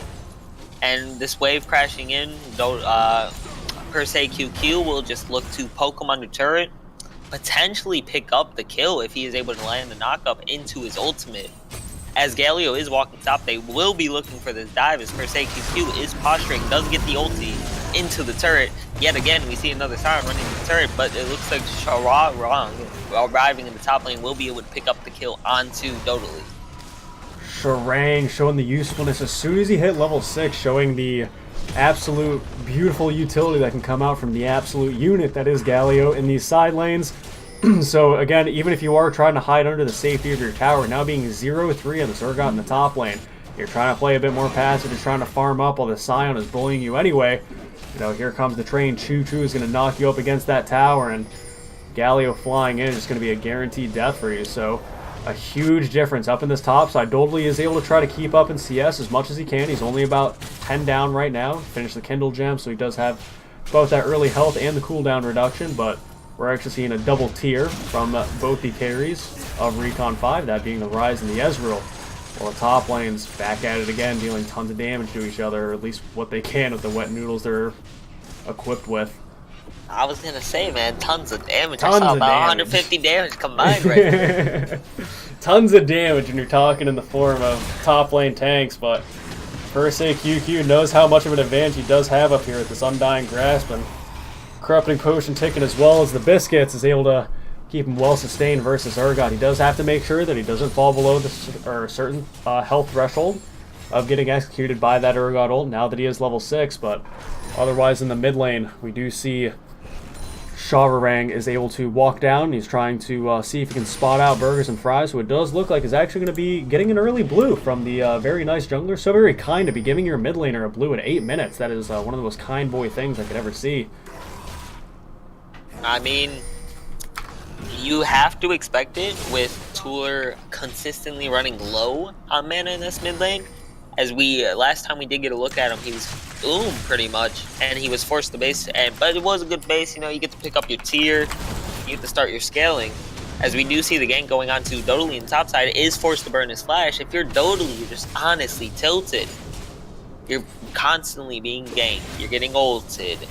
And you're losing plates, you're hemorrhaging gold over to the Scion in the top lane. You're down 20 CS in the lane you should be winning.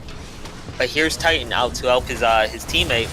2 levels down, it looks like Dodali is just going to die to the Shaco clone. As the ult will not proc even onto the Shaco clone, and Titan will go down in the top lane. It looks like a tilt factor is starting to become a problem for the side of Recon 5. As the top side of the map, outside of Tuller, is just starting to collapse upon itself.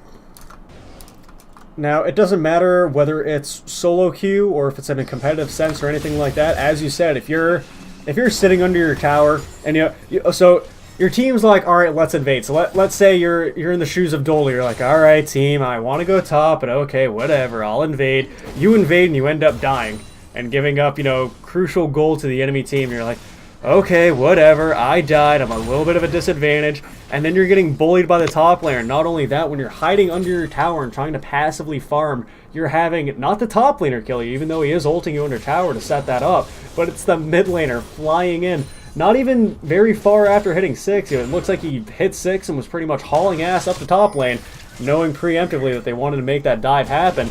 So when you're getting all this pressure applied to you, and then on top of that, the Shaco is coming up to annoy you as well, you get to that point where you're like, where's my jungler? I thought I had a Rise that, has an ultimate ability that can potentially help me. So, having Titan down what was 2 levels at the time of that play, he feels obligated to help his top laner. It's like, oh man, my poor buddies, getting camped to all living hell by so many different members of the enemy team. Maybe I should help him out.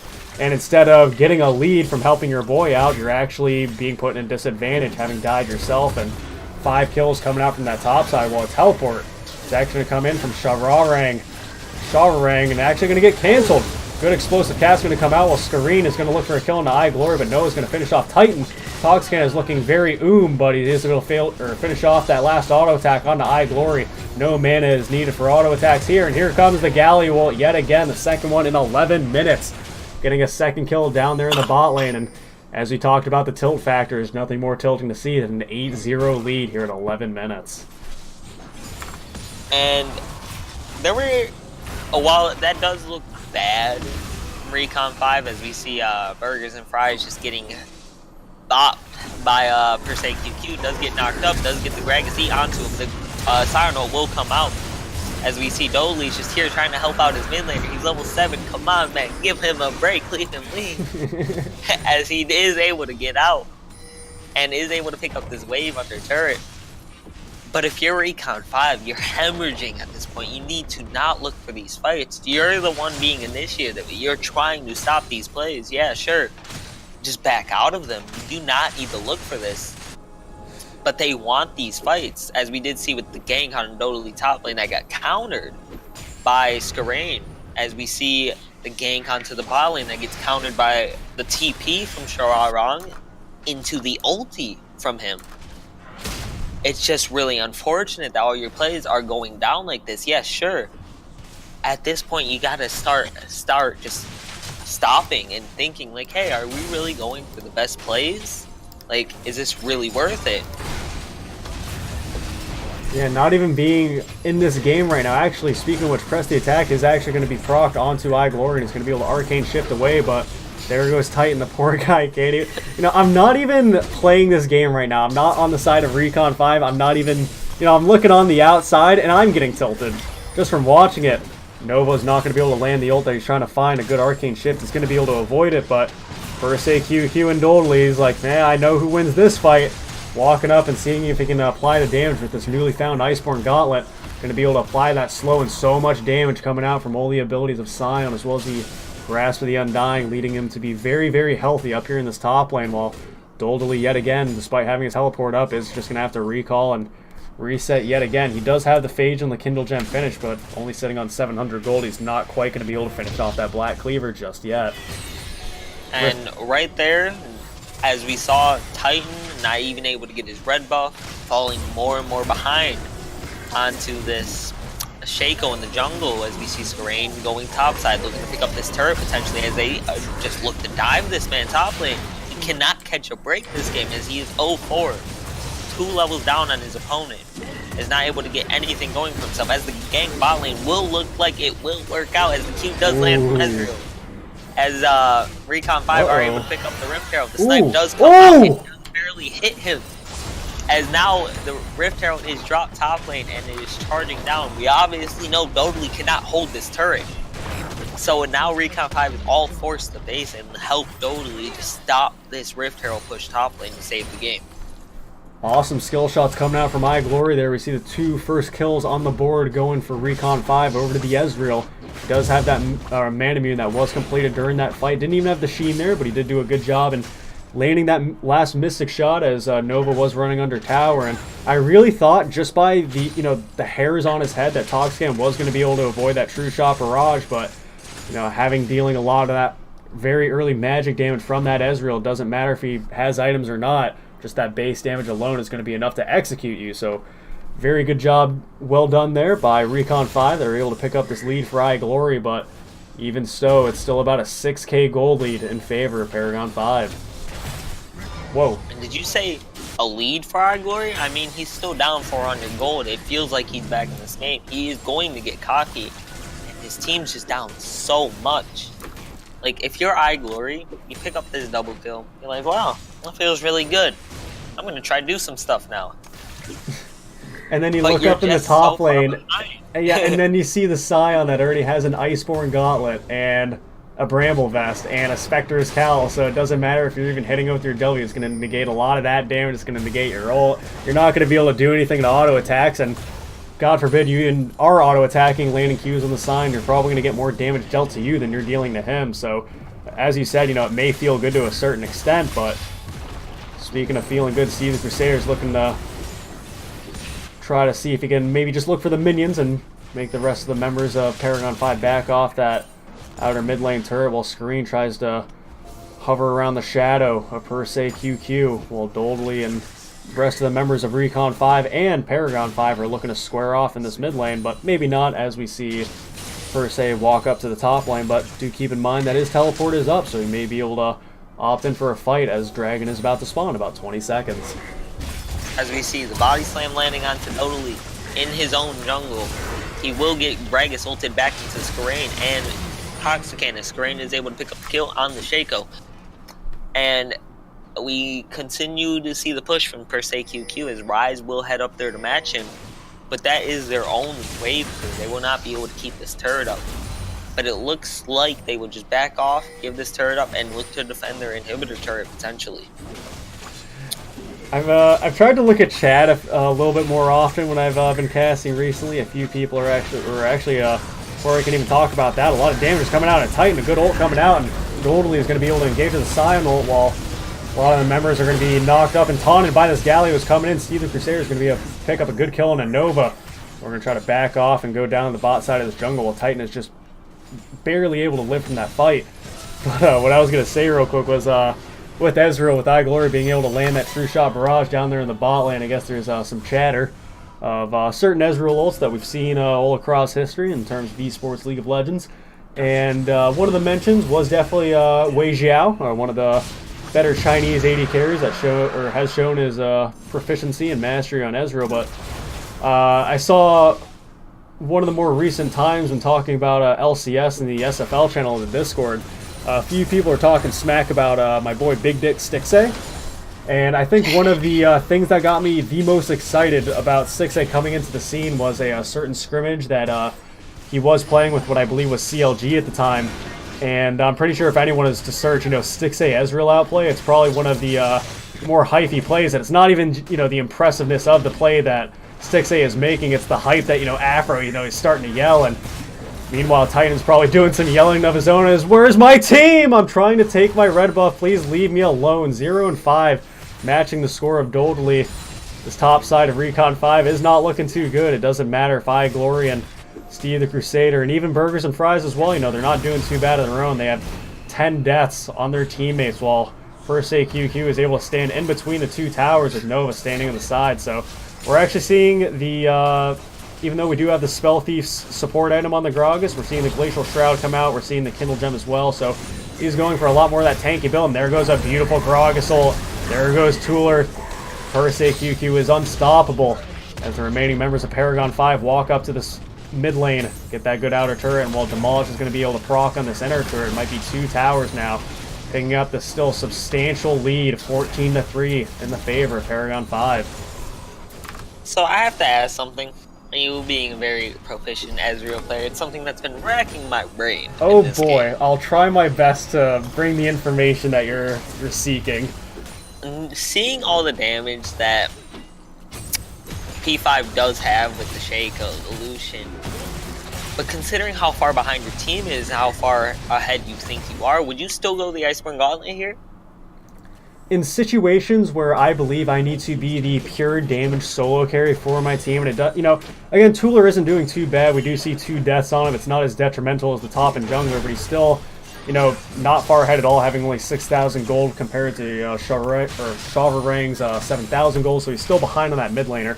If you do have a little bit of that early lead, most of the time when I'm going into a game, just based off of pure team composition, is when I do decide, am I going to go Trinity Force or Iceborne Gauntlet? But I have had situations where I'm like, oh, I definitely need to go Iceborne Gauntlet. They have a Xinjiao, they have a Zed, they have a Fiora up in the top. Like, there's no chance that I go Trinity Force here. And then I shit on my opponent so hard down in the bot lane, I'm like, wait a second, I'm recalling with 3,000 gold. I can actually just buy my Trinity Force right now. And I think if you do get that Trinity Force finished, and not only having the mana immune, but finishing off the mirror mana once the tier is fully stacked, it is a massive amount of damage difference, especially if you're able to weave those W's in, and you're not going for the Scion for stuff like that, or you may even be going for the Galio, while Galio goes for the Alistar, and there goes Steve the Crusader.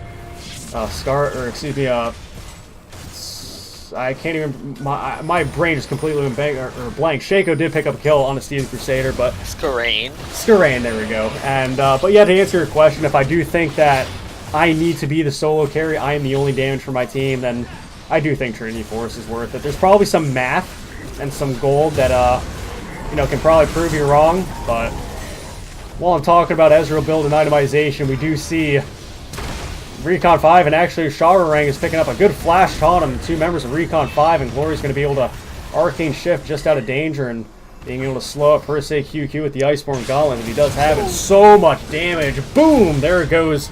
Tueler on that rise. 0-3 now, and Skarain, even though we did, kind of raise our eyebrows a little bit at the, a little bit of a Shaco pick, even though I guess a little birdie had told you that he's pretty comfortable on it. He's shown he is. 6-0-4 with 1,000 gold bounty on his head right now. This may be looking like the end with a 10k gold lead and Nova trying to look a little fancy using that body slam and going to be taking the minimal amount of damage from iGlory on this Ezreal. He does have his second tier belt right now, as well as the double amplifying tome to work towards that lost chapter, but otherwise, when you're comparing that damage to the Blade of the Ruined King and Black Cleaver Revolution, it is just not able to be matched for the most part, especially when your team is down this 14 kills. Well, I just wanted an opinion from you, and I got a sermon. That's what I expect from the story of the greatest player best belt, Yeah, no. However, we do see Skarain going on to iGlory here. Does cancel the auto attack. Still will be able to pick up the kill most likely. Just this Shawarang Fire in the Winds of War is able to pick up the kill onto iGlory, and with Recon 5 is the biggest threat, if you would even call him that at this point in the game. Being down, it looks like they would just chase Steve the Crusader under the tier 1 inner turret. Somebody help him! Rampage for that Galio, and again, they're just, as you said, the side of Recon 5 is just hemorrhaging all the gold that they have managed to obtain throughout this 22-minute game. It doesn't really look like there's any hope in sight. They're just getting absolutely suffocated by Paragon 5. Paragon 5 doing a good job to maintain what is now this 10k gold lead. The only person that does have any sort of, I can't even say a lead, as you had corrected me before, the kills and the small amount of gold that Ezreal is able to accumulate. Look at the small amount of damage. You're dealing a little bit of damage to the Galio if you're able to land that W with your Q. Sure, it's going to be a little decent, but look at the Scion. You could auto that guy maybe 50 times and it's not going to result in anything, but iGlory is taking a lot of damage from that Galio Q. Zony's Hourglass is going to be able to buy him some time. Good True Shot Barrage is going to be well-timed with the Zony's Hourglass. So per se QQ tries to get in there with that Scion ult, and Toxicant is going to slay Steve the Crusader. While Nova takes a kill of his own on a Tueler. Does manage to land the W for Glory, but not the Q, and that's really looking like game. It looks like it's going to be a 2-0 victory on the side of Paragon 5 as they try to look at these last Nexus turrets. And we see the last stand coming out from Recon 5, but you're just too weak. Your tank is, remember, died in about 3 seconds.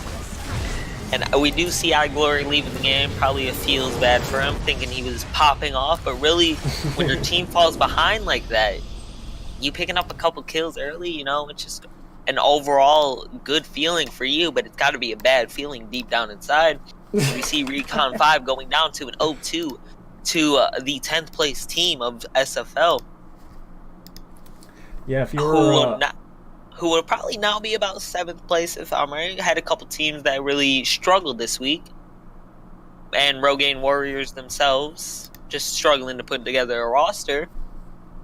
But P5 looking like a really good team right now. With a couple of roster swaps, we see Shawarang going to the mid lane, Toxicant AD carry, and Nova being picked up. Completely new roster pretty much, and they just look so good. Yeah, I think when you had mentioned that the Ezreal or iGlory may have thought he was popping off a little bit, he is able to top the damage charts for the entire game, but if there's anything that is a tilter, if I go to the end game lobby screen and I look at my team's damage and I hover over those bars and I see that's sending me at a completely 90-degree angle. But he did, if you were watching the game of 100 Thieves earlier with the newly picked up edition being Bang from SKT, from coming over from the LCK, coming here to the North American LCS, the guy, for the most part just did not have a team, and I'm pretty sure he ended that game 1-0-1 on Kai'Sa. And, you're looking at Twitch chat the entire time spam. There was a whole, plethora of different, really creative copy pastas, but the end line being, 80 carry in 2019. It doesn't matter if you play safe. It doesn't matter if you farm up well and you're starting to ramp up your, he did get the Mirror Mana, he did have the Iceborne Gauntlet, did have the second tier, and working towards that Seraph's Embrace as well. But it doesn't matter how safe you play, it doesn't matter how many skills you land, how much DPS you're dealing, it is a team video game. So, especially when Marksman really isn't the 1v9 role that it used to be, you feel a little bit helpless when the rest of your team is getting 4,000 to 5,000 damage out at tops.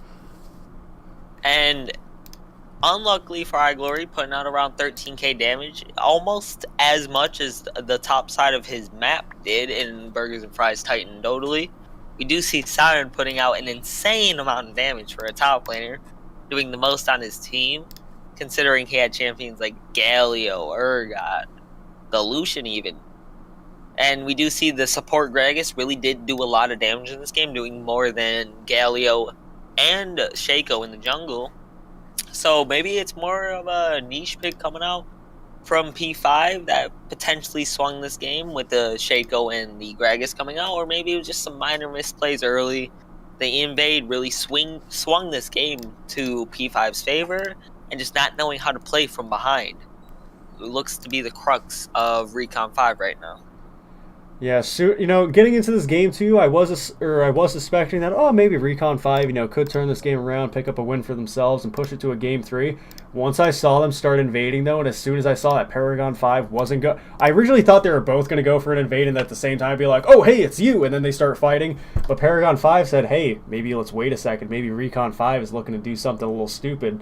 5-man stack in that bush, and I honestly think, and there's a lot of times in solo queue where that does happen, and I do feel at times, and it's not really a negative attitude, but if you're having 2, 3, 4 people die in that early game invade, you're losing more than 1,000 gold just right off the bat. Just as soon as the game starts, you are 1,000 gold disadvantage to the enemy team. So I think as soon as that happened for Recon 5, I think poor Doldally up in the top lane, I think his mental just completely went boom, and I think that I don't know the communications or anything of the infrastructure of Recon 5, but with the amount of pressure that we did see poor Doldally was having to deal with up in the top lane, probably was requesting assistance from either Tooler or Titan, saying, please help me out, there's guys up here constantly, and as Titan tried to help him out, he just put himself further and further behind, as we saw when he did go up there the first time originally, he was already 2 levels down of Screen on the 0-5, or 7-0 and 5 Shaco, can't say 0-7, make it sound a lot worse than he did, but he played a very good game.